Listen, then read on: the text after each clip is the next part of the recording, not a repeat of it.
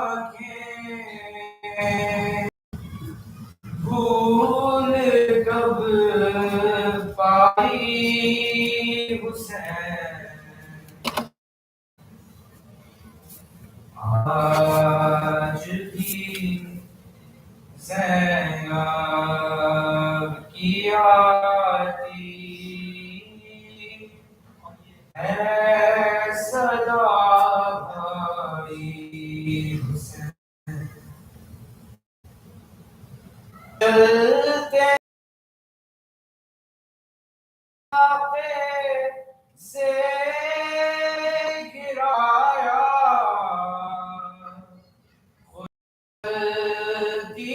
रेत पर, चलते नाके से गिराया, खुद को जलती रेत पर, घुटनियों के बल में तेरी लाश तक आई हुसैन। बस मैं घबराई थी खंजर तुझ पे चलता देख कर, बस मैं घबराई थी खंजर तुझ पे चलता देख कर,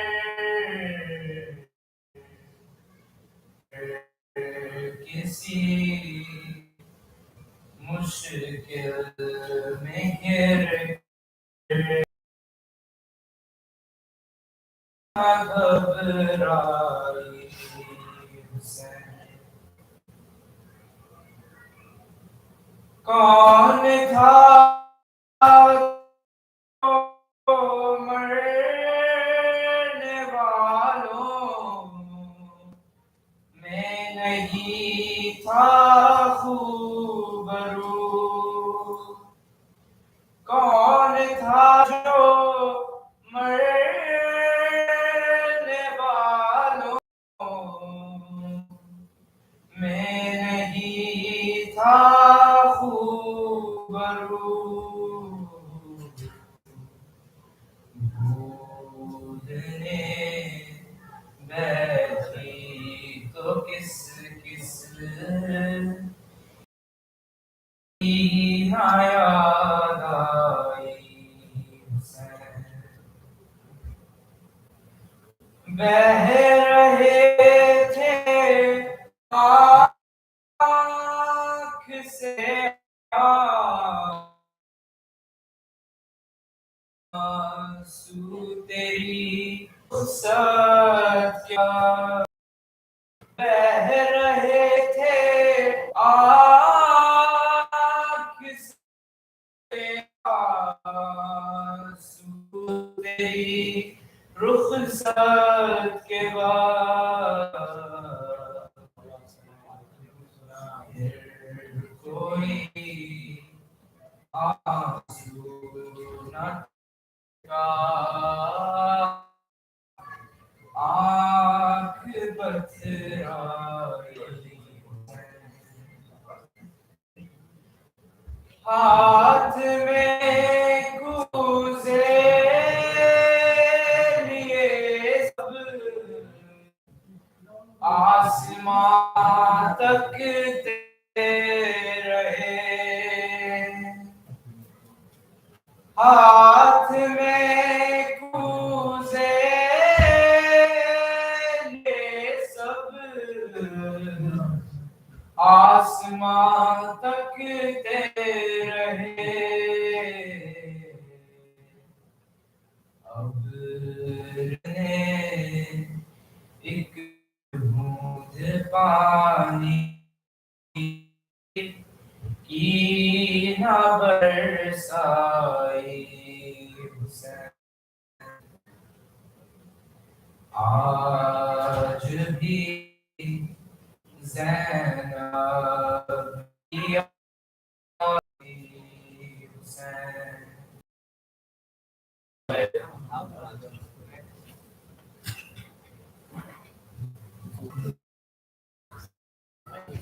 You have to stand up.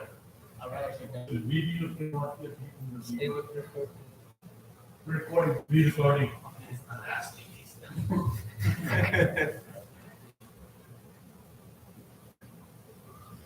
खैर मकदम को तराई पकड़ा है पानी, शेर है तेरे कदमों में पड़ा है पानी। गैज़ में शाम की फौजों बाजी ने, गैज़ में शाम की फौजों से का पानी। डूब जाओ मेरे जुल्म में भरा है पानी।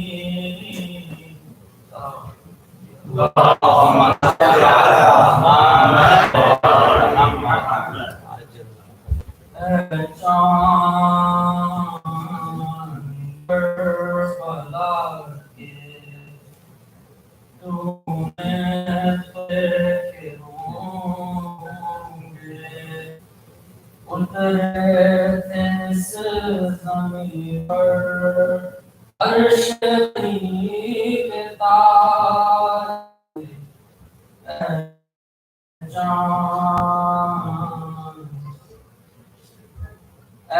चाँद जल कर है हाशिम का चाँद यार, रात रोशनी की ले लीजिए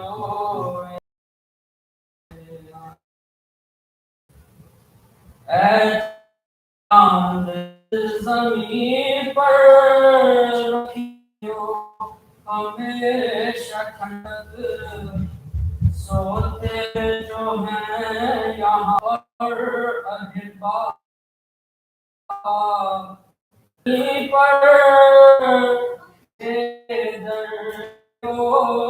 हमसे के दो प्यारे ज़ैनब के दोनों बन में एक बच्ची बाबा को ढूंढती थी, बिखरे हुए पड़े थे जब सरमरी तलाशे।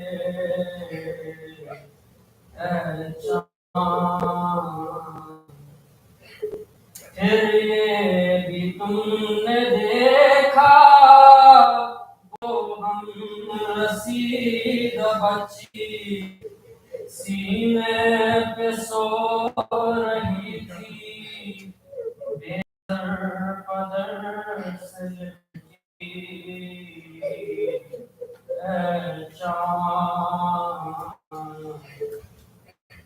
बाजू बंधे यहीं पर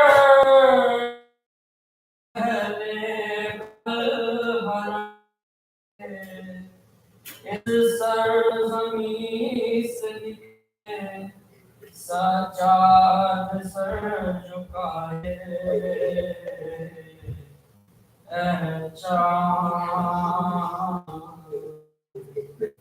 पहुँचे करबला में जो लोग से जाफर, काश फिर मुकद्दर उनको ये दिन दिखाए। चाँद करबला के तूने तो देखे होंगे, उतरे थे ज़मीन अर्श बरी के तारे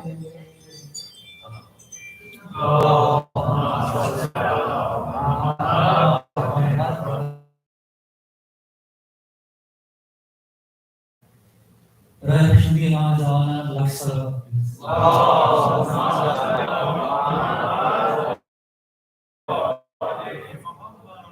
حبيبي يا صدى المنبي يا محمد مصطفى طاهر فلان الصلوات اللهم صل على محمد نار حيدري يا علي نار حيدري يا علي فاتحة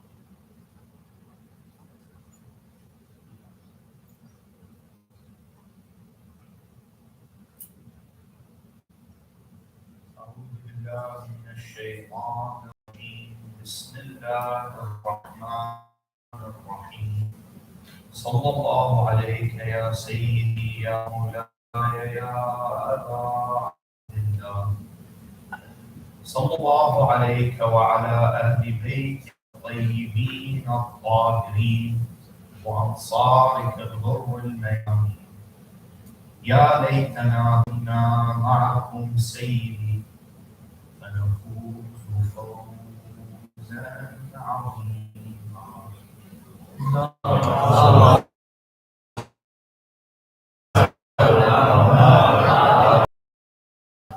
بسم الله الرحمن الرحيم وقاتلوا في سبيل الله الذين يقاتلونكم ولا تعتدوا إن الله لا يحب المعتدين. Respected Muslims and sisters, Assalamu alaikum wa barakatuh. We're discussing the Ansar of Imam Hussein. We have discussed in these past couple nights their aqidah, we have discussed their beliefs, we've discussed their loyalty and their love for the Ahlul of the Prophet. Angle of jihad fi sabilillah. My very first night, we briefly touched on the concept and the issue of the dirty words among modern Muslims. One of these words we went over was what? The takbir. Today we have allowed the takbir, which was one of our great slogans, which is one of the great things that Rasulullah sallallahu alaihi wasallam conveyed.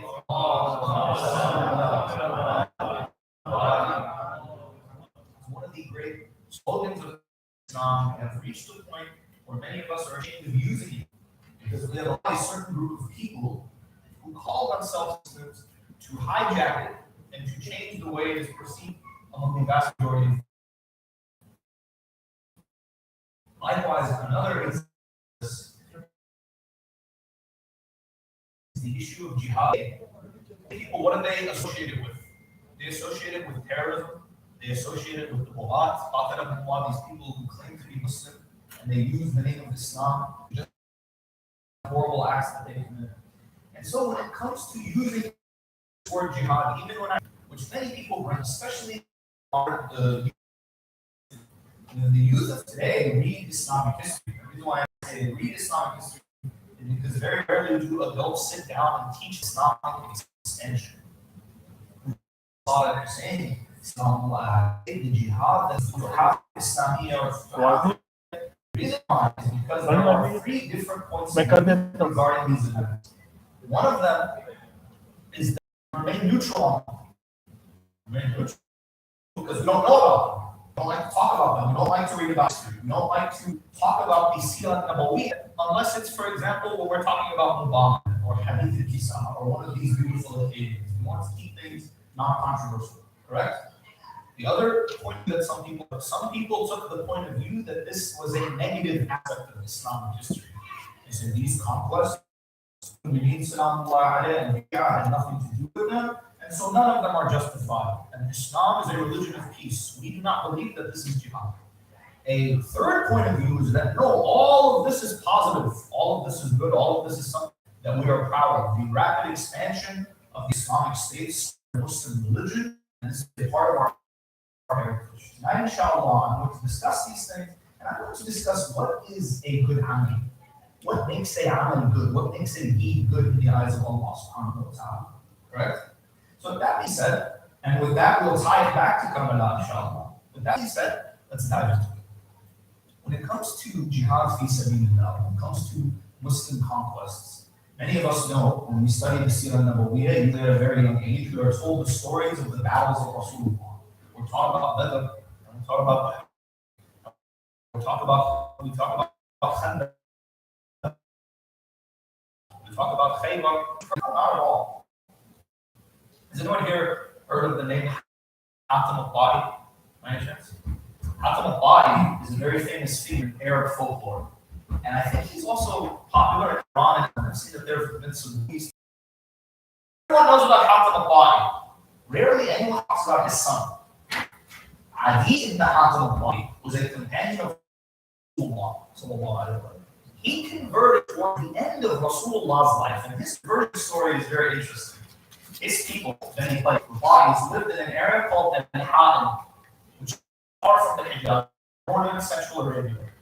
And these people followed a very particular religion. They were called Rukusis. Rukusis, or Rukusiyya, was a combination of Christianity. He's far away, he's never going to reach here. He's never going to get our area, I have to worry about him.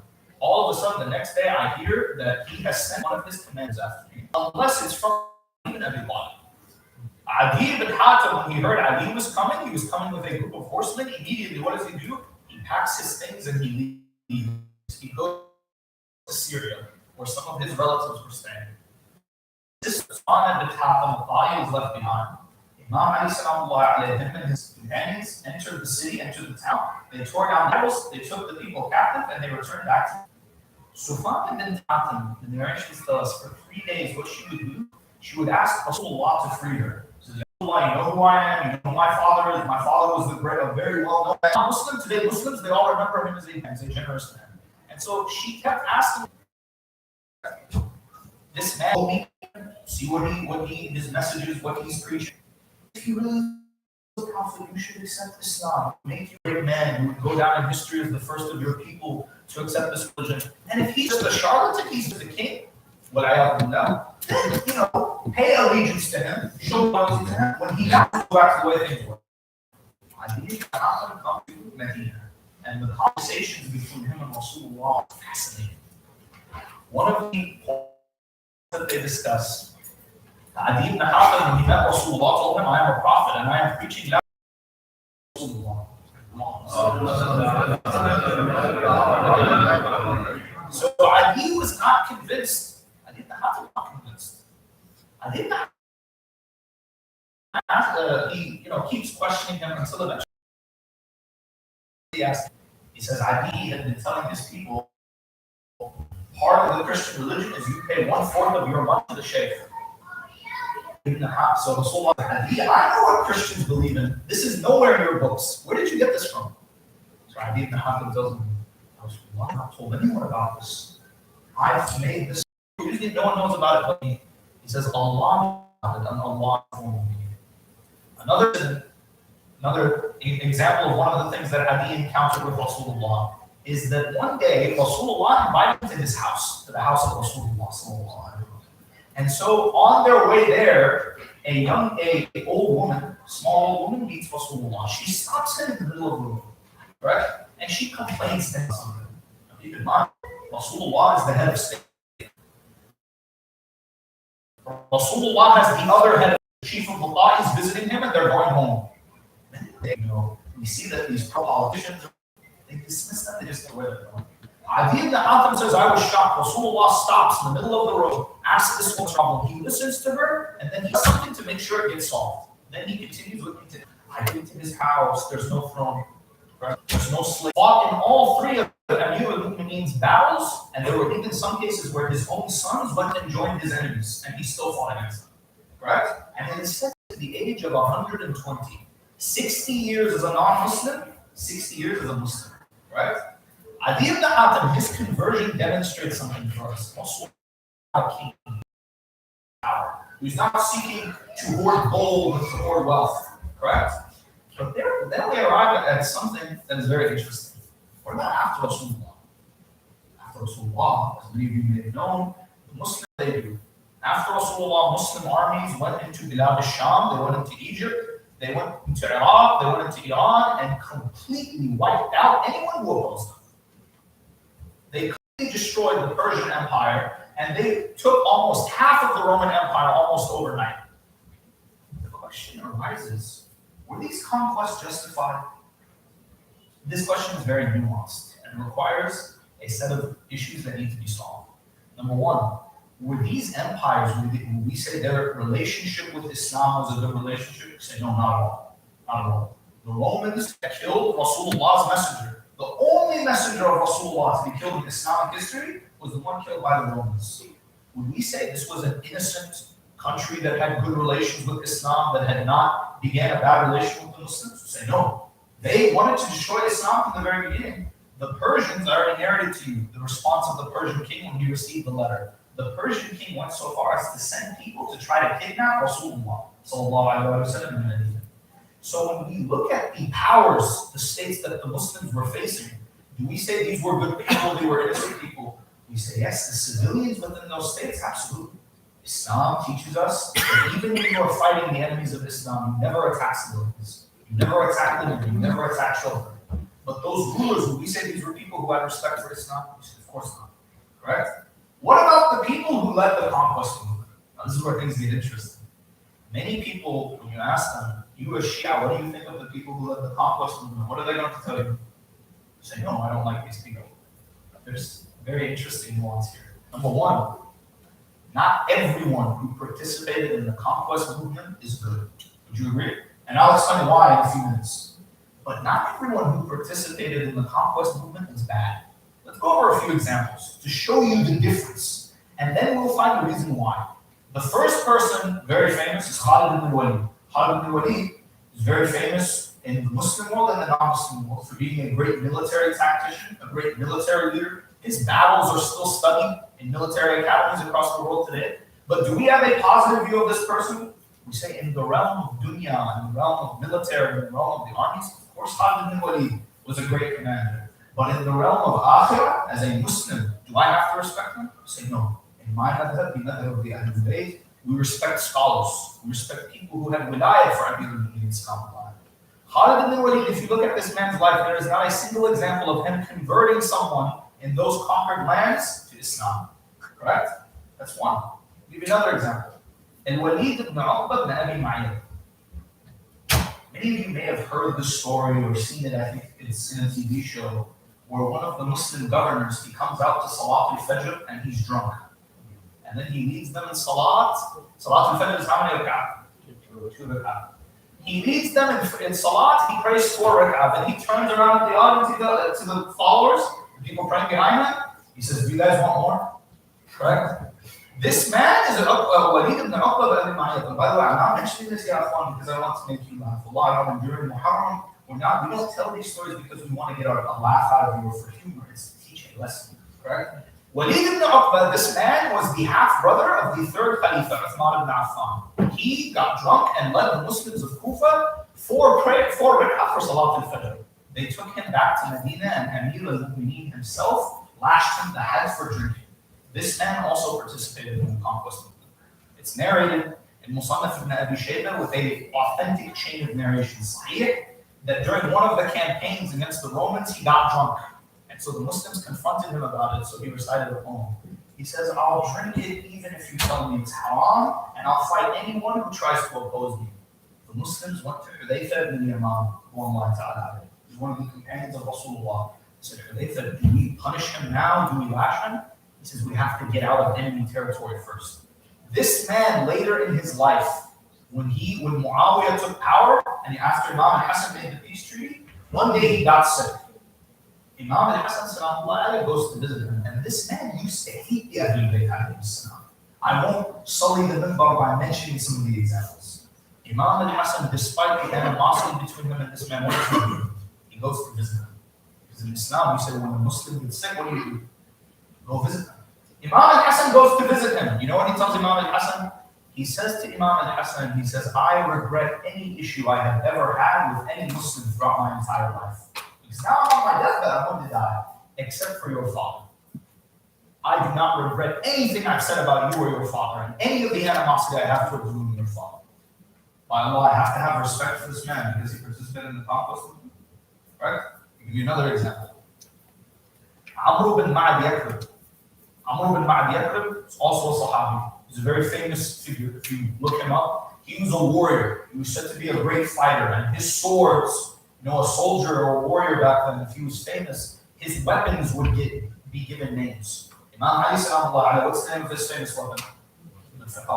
Amr bin Ma'ad Yakrib had his own weapon. It was called the Samsama. Correct? Amr bin Ma'ad Yakrib became a Muslim during the time of Rasulullah, then apostated during the time of Rasulullah. And Imam Ali was sent to fight him in Yemen. He manages to escape, he accepts Islam again. Then he participates in the conquest of Iraq. And he participates specifically in the Battle of Qadisiyah. When the battle is over, the Muslims captured an insane amount of wealth. Right? The largest amount they had ever captured up until that point in Islamic history. And the Muslims were like, how do we divide this? In the past, we would divide a few camels, a few, some gold, some silver. This money is ridiculous. We've never seen an amount like this before. And so what ends up happening, they write to the second Khalifa. He says to them, divide the money based on how much of the Quran they have learned. So they ask Amr bin Ma'ad Yakrib, say, how much Quran have you learned? He says, I have one verse of the Quran. They say, what is it? Bismillah ar-Rahman ar-Rahim. There's another person, they asked him, how much of the Quran you know? He says, I know nothing. You see, not everyone who participates in the conquest movement is out doing jihad fi sabilillah. Some of them are doing jihad fi sabilillah. Dunya. That's why there's a narration from Rasulullah sallallahu alaihi wasallam, and this one is recorded in Bukhari. He records it under 4 or 3 different chapters. That Rasulullah sallallahu alaihi wasallam, he was informed about one of the soldiers who's fighting really, really hard, and he's doing really well, and all the kuffar are afraid of him. Rasulullah said that man will go to hell. The battle continues. Eventually, he gets the news. They're like, Ya Rasulullah, this man was wounded and he committed suicide. So Rasulullah said this famous quote. What was it? Inna Allah yu'ayyidu deenahu bi-rajulin fajir. Allah can support his religion through an unjust man. And there are too many examples of this throughout Islamic history today. A great example of this is Al-Ma'mun. Al-Ma'mun, do we have a positive view of this man? Say no, absolutely not. Ma'mun indirectly helped Islam by bringing Imam al-Rida to Persia. You agree? He had no idea what he was doing. He thought by bringing this man to his court, he was going to keep him as a prisoner, that he would get people to respect him for bringing the grandson of Rasulullah here. But what did he do? He brought the corpus of Muhammad sallallahu alaihi wasallam, all their ahadith, their fiqh, he brought it out to the east. And so many people accepted Islam because of him. Right? But now I want to go to the flip side. So we said not everyone who participates in the conquest movement is a good person. Are there people who participated in the conquest movement who we have a positive view of? Say yes. There are many examples, and I will give you a few. Abu Ayyub al-Ansari. Today, if you go to Istanbul in Turkey, there's a famous companion of Rasulullah who's buried there. He has a very famous shrine. Even the Ottoman sultans, when they began their reign, they would go to his grave to do tabarruk. And that's Abu Ayyub al-Ansari. Abu Ayyub was a companion of Rasulullah, and he was a companion of Amir al-Mu'minin. He fought in Harb al-Jamal, Harb Safin, and he had a role in Harb al-Nahrawan. And he died during the siege of Constantinople. Do you have a positive view of this man? We have ahadith from our imams praising this man. Right? This was a man who was fighting fi sabilillah, not fi sabilil dunya. Correct? I'll give you another example. Ammar ibn Yasir, Ammar ibn Yasir lost his ear during the Battle of Yamama, fighting against Musaylim al-Kadhab. Correct? And as you all know, he was one of Amir al-Mu'minin's closest companions. And he was martyred during the Battle of Siffin. I'll give you another example. Khalid ibn al-Walid, we mentioned him earlier. Did you know that Khalid ibn al-Walid had a son, Muhajir ibn Khalid ibn al-Walid, who died fighting for Amir al-Mu'minin at Siffin? SubhanAllah.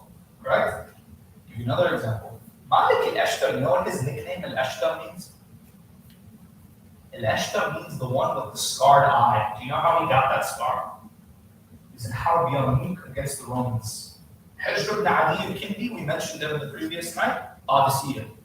Muslim ibn Awsaj, I'll never forget this, during the Maqtal of Imam Hussein, Battle of Karbala, when Muslim ibn Awsaj, rahmatullah, when he was martyred, the soldiers of Yazid, they said, we killed Muslim ibn Awsaj. One of their men, he said, you killed this man. Do you know what he did in Azerbaijan when he was fighting the Kuffar? If it weren't for this man, I never would have become Muslim.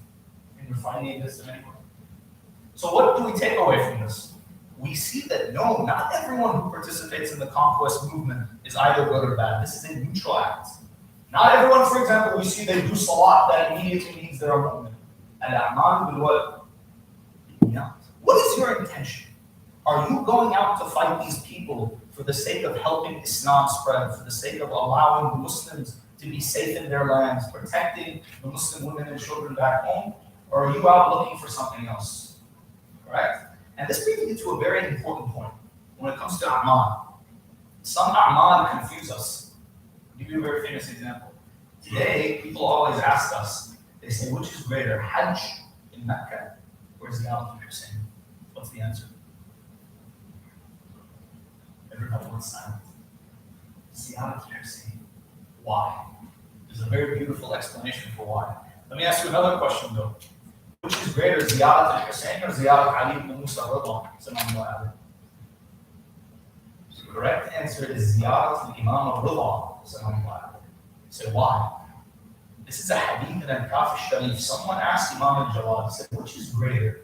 Ziyarat al-Imam al-Hussein Sayyid al-Shuhada or Ziyarat al-Imam al-Rida? He says, Ziyarah of my father and whose is greater than Ziyarat al-Hussein.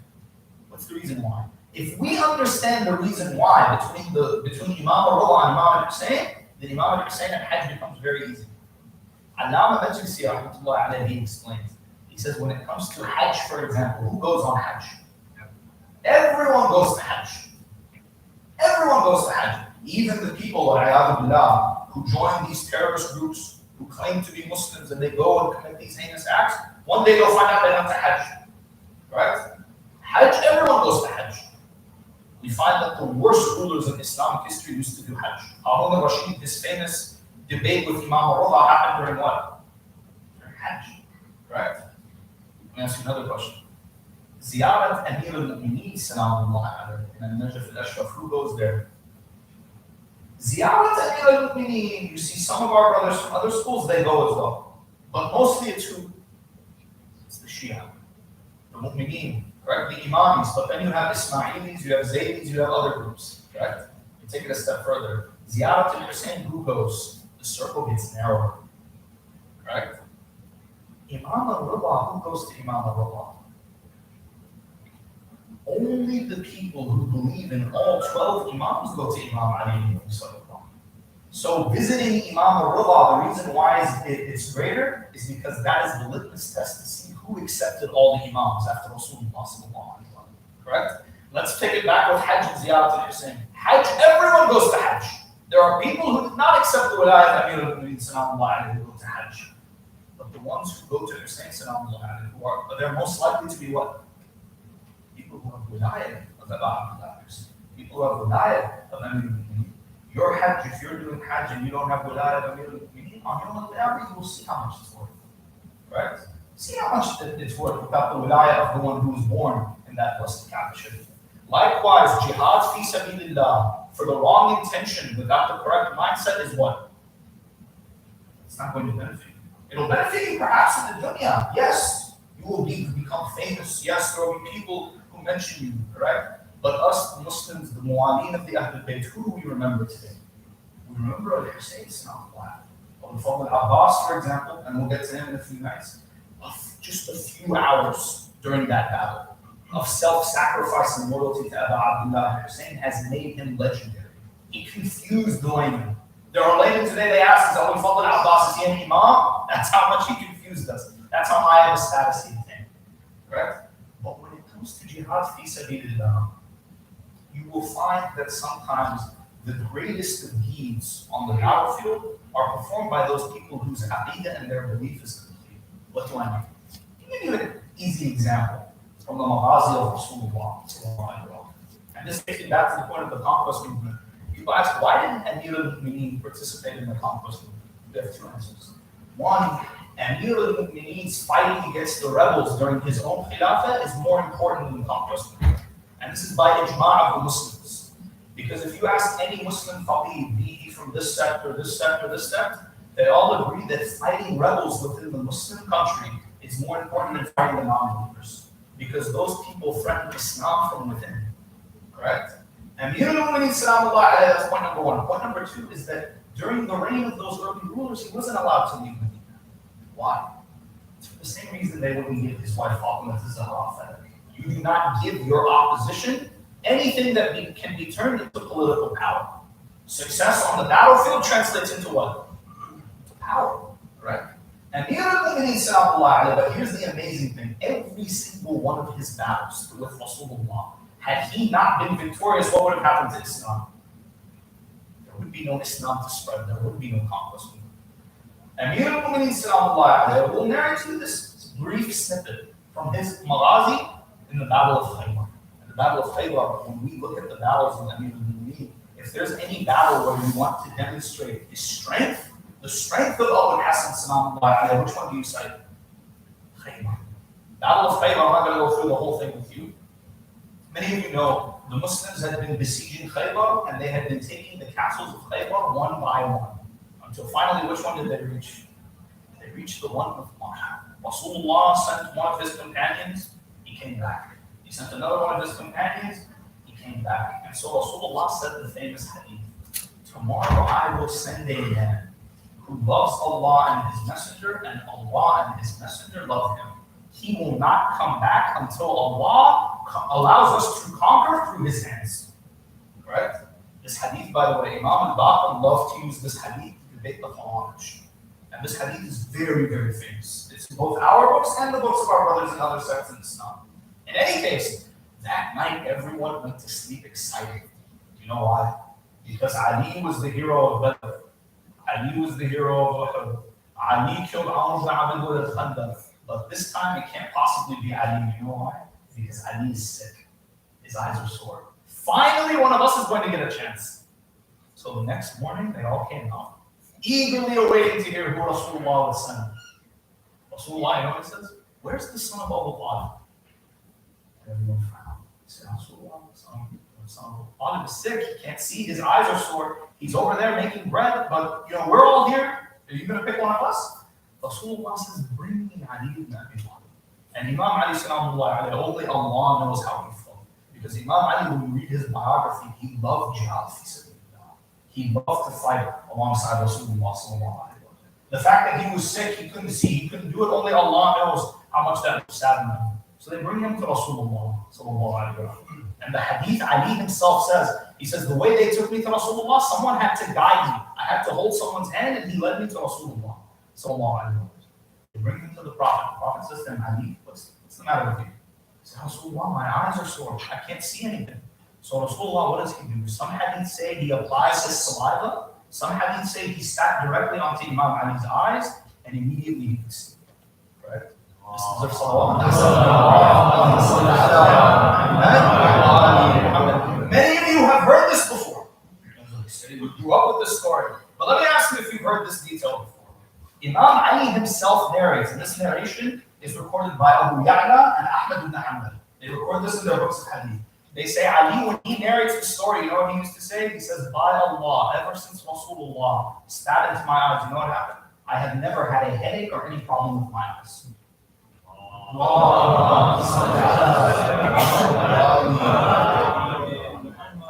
Likewise, we see that Amir al-Mu'mineen, what does he narrate? That years later in Kufa, people would see him wearing wool during the winter, correct? Or wearing during the summer. And they would see him wearing barely anything at all during the winter. They asked him, Abu Hassan, what are you doing? Yeah, Amir al-Mu'mineen, why are you dressed this way? Amir al-Mu'mineen, you know what he would tell them? And this is recorded by Shaykh al-Mufid in his Amani, as well as al-Bazzar, who is one of the scholars of our Sunni brothers. He says, Ali would tell them, he says, ever since Rasulullah spat into my eyes, I have never felt the effects of hot and cold. Correct? Remember a few nights ago when I told you, Ali salamullah, and when you read what our books say about him, he's greater than any superhero because this is real. Ali salamullah went into battle against Muharram. Muharram, there are narrations that say his entire helmet was made of stone. Imam Ali, one strike broke through the helmet, killed him instantly. Jabir ibn Abdullah al-Ansari, who was there at this battle, he narrates to Imam al-Baqir many years later, when Jabir was an old man. He says to him, Ibn Rasulullah, I was there at Khaybar. When the battle was over, we went to that door that your grandfather used as a shield, and we tried to lift it. It took 40 of us just to move the thing. Correct? That's jihad fi sabilillah. It's through belief in Allah subhanahu wa ta'ala. If any of us had that belief in Allah that Amir al-Mu'mineen sallallahu alayhi had, you would see us doing much more miraculous things than lifting the gates of Khaybar. Nare Haidari! Ya Ali! Right? Muhammad Wali Muhammad Salawat. Allahumma salli ala Muhammad wa ali Muhammad. But now let me take you to Karbala. When we look at these soldiers in Rasulullah's army, there would be many times when they would turn and flee, correct? As they did at Uhud, as they did at Hunayn. Not everyone was like Ali ibn Abi Talib. Not everyone was like Ammar. Not everyone was like Abu Ayyub, correct? Not everyone was like Hudayfa. Not everyone was like Salman ibn Kharasha, but the companions of Hussein, this is something very amazing. And this is narrated by Imam al-Baqir from his father, Imam Zayn al-Abidin. He says the night before the 10th of Muharram, Imam al-Hussein gathered his companions around the campfire. And he said to them, he laid out the facts for them. What did he say to them? He says, tomorrow these men are going to kill me. They've come for me. They demand that I give bay'ah to Yazid, and I'm not going to do that. Someone like me cannot give bay'ah to someone like Yazid. Right? This line, by the way, someone like me cannot give bay'ah to someone like him. This is jihad fi sabilillah.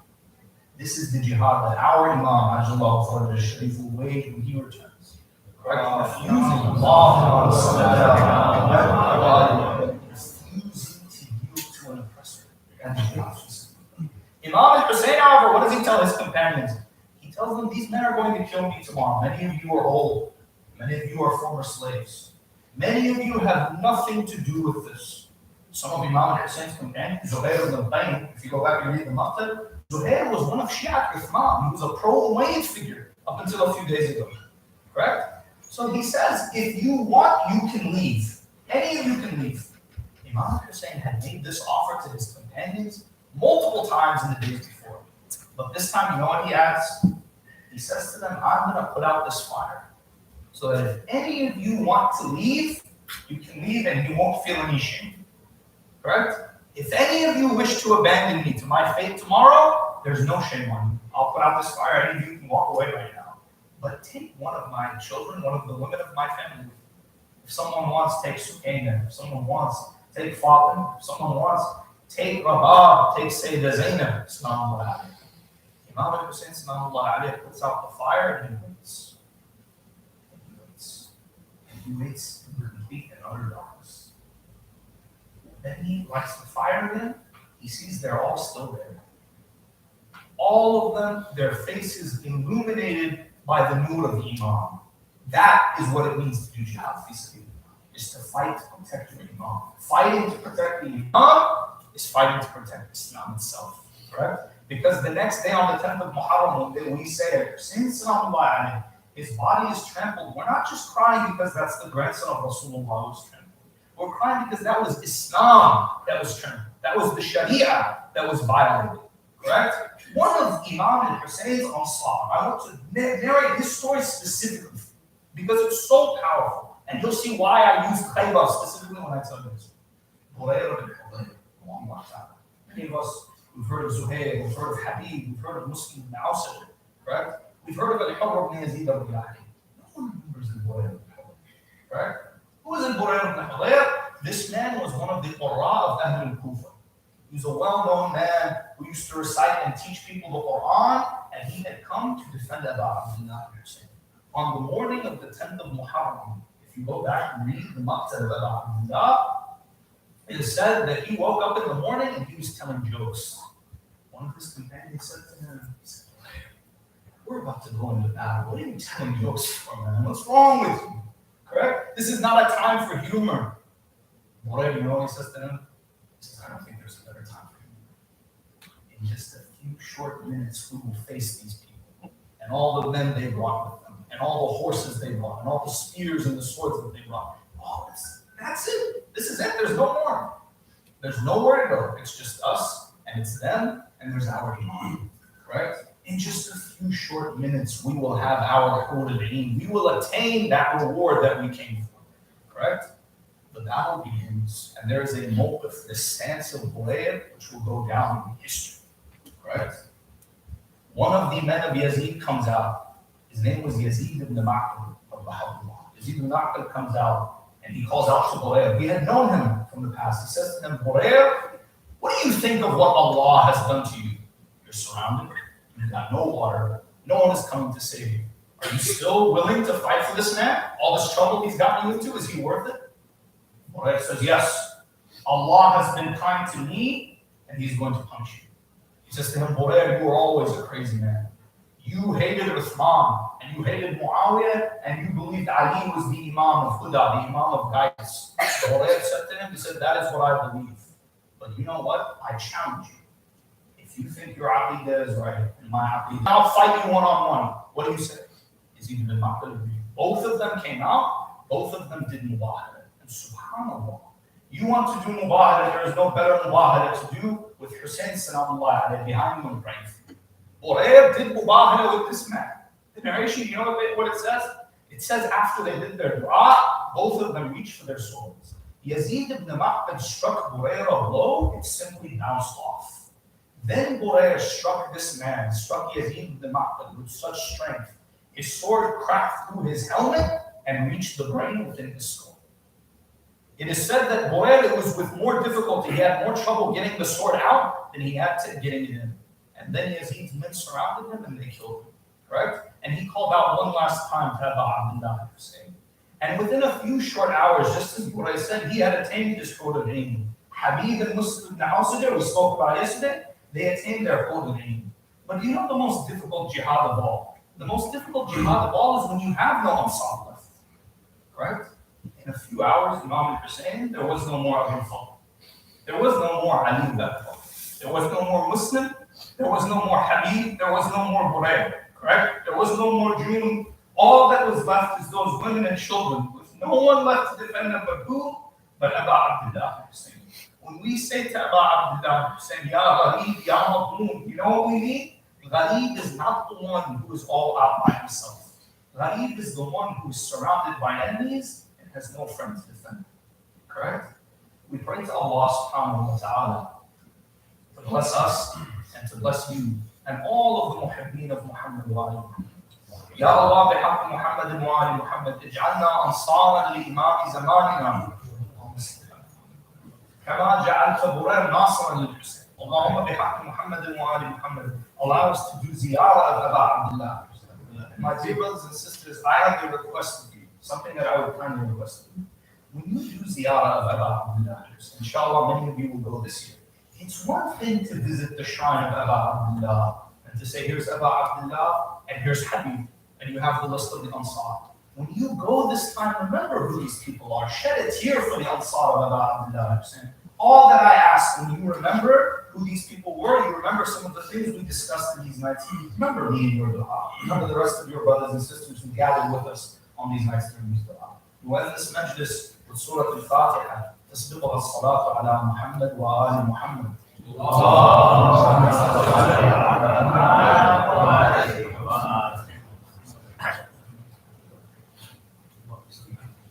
أفلح من صلى على محمد وآل محمد ثانية. اللهم صل على محمد وآل محمد. على حب الزهراء.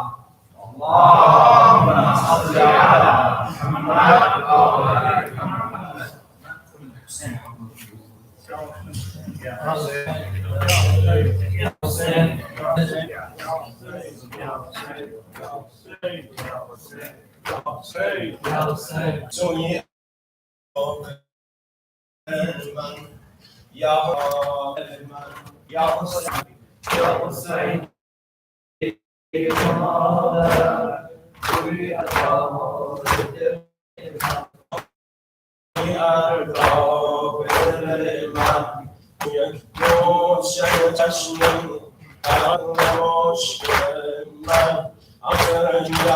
یه روزه چشم کنم بزاری ببری تا کربلا نمیزاری تو خواهی یه روزه میرم اما جون که منم سر تو باشم چشم رو برگم زیر باشم چشم رو مرگم به باد گذاشته باشم یا حسین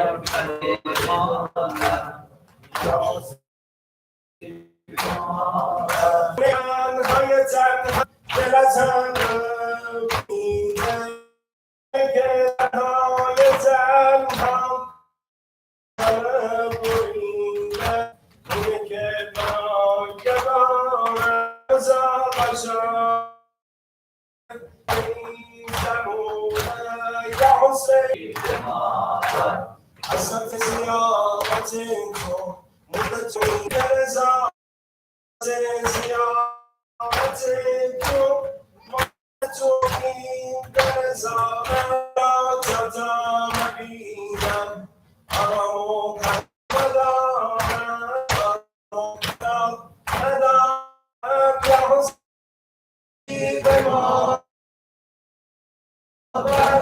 توی عربای من بسیار چشمی داشته یا حسین غریب مادر یا حسین غریب مادر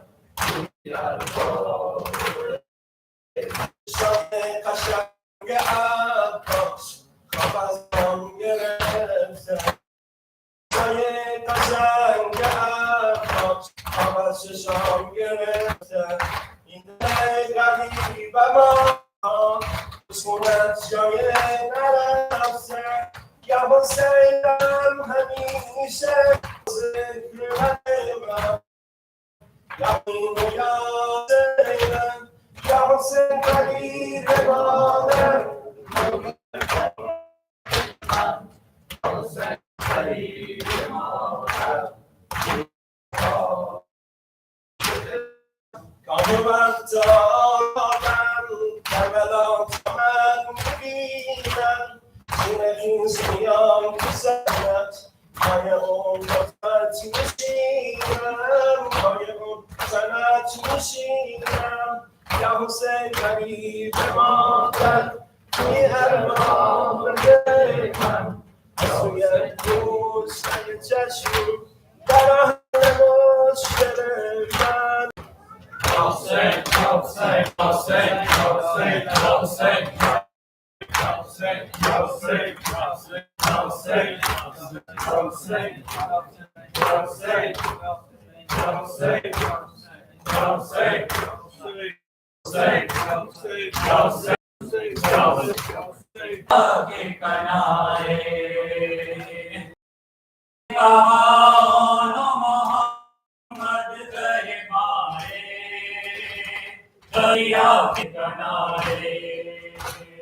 दरिया के किनारे हम पे पैदा हो गए जैनब के दुलारे दरिया के किनारे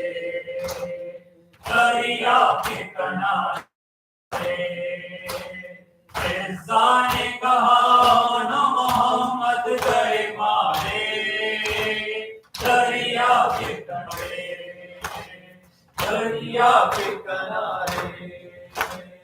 ऐसा ने कहा न मोहम्मद गए मारे दरिया के किनारे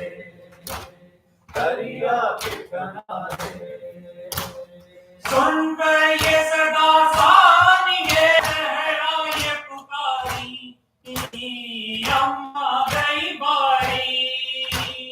अम्मा गई बारी आते ही मेरे लाडले दुनिया से सिधारे दरिया के किनारे दरिया ने कहा मोहम्मद गए मारे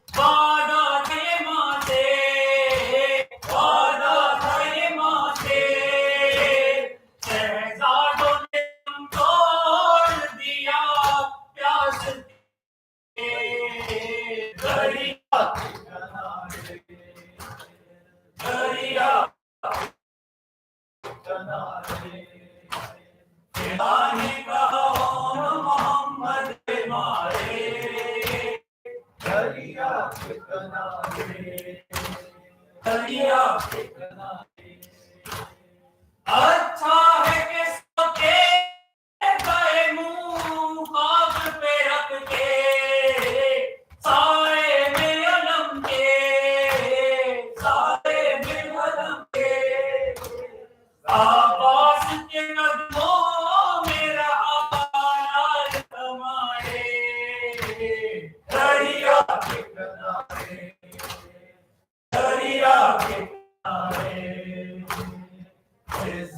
ने कहा मोहम्मद कर मारे दरिया के किनारे जागा गए मुस्लिम के पिसड़े को सुबह बरपा हुआ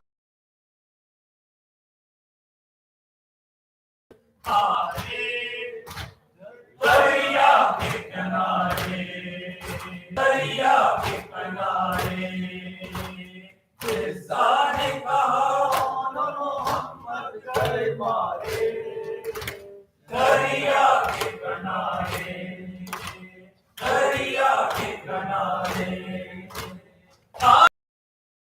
दोस्त गया सिबते नबी का परंदे अली का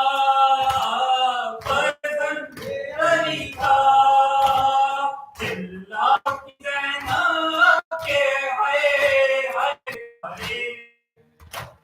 दरिया के किनारे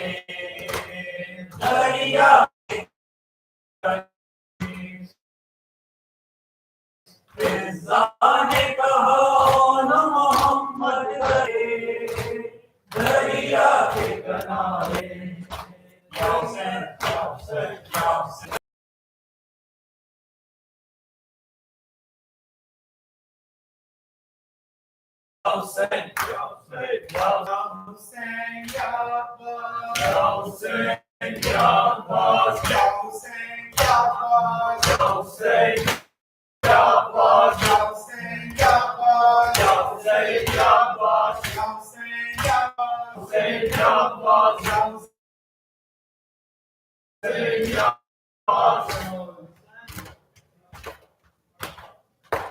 अकबर तुम्हें मालूम है क्या मांग रहे हो? तुम बाप से मरने की रज़ा मांग रहे हो। इस आलम गुर्बत में तुम्हें जाने दूं कैसे? दश्त मुसीबत जाने दूं कैसे? इस वक्त आमद में तुम्हें जाने दूं कैसे? ऐलान जो तुम इस